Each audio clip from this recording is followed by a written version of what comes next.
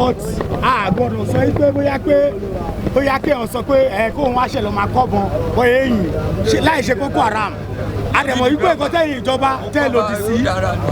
àmọ̀ pé nǹkan tẹ̀yìn ìjọba tẹ́ lòdì sí òun nìyẹn àdẹ̀fẹ́ máa ṣe nu Oṣòdì ẹ wo gbogbo àwọn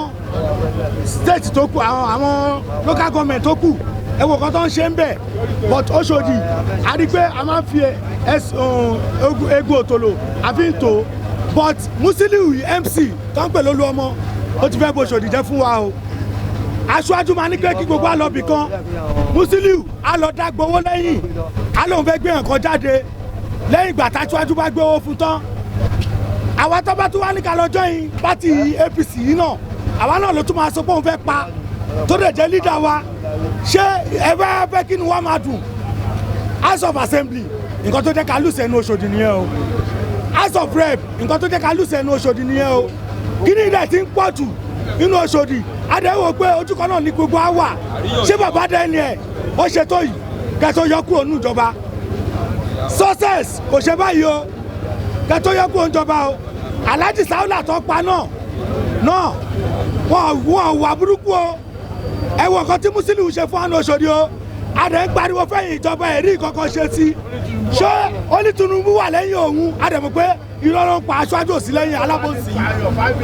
ó ní tó bá dẹ̀ pa àyàn òun máa gbé 5 million fún owó ṣe ní wípé fún CP pé wọ́n fi ṣe die down case ẹjọ́ tó rẹ lọ́n federal sàṣìwà lóṣòdì tó ti kọ́ síbẹ̀ báyìí àwọn agbó àdẹ̀fẹ́ kú báyìí wọ́n àwọ́ṣọ́ afẹ́kọ̀yìn wá ń bọ̀ nítorí ẹ̀ láyé pariwo báyìí kẹ́yìn ìjọba kẹ́ gbà wá nu Oṣòdì bọ̀tẹ́ ẹ̀ bá wá gbọ́ àwọn ìyá wa gan àtàwọn ìyàwó wa wọn á bọ̀rọ̀ àwọn sí òwò ẹ̀ wá rí ìbínú ilé ayé àwọn agbó àti Boko Haram Oṣòdì wà nílò tútù mọ́ ọ̀rọ̀ mi ò ní jù bẹ́ẹ̀ lọ.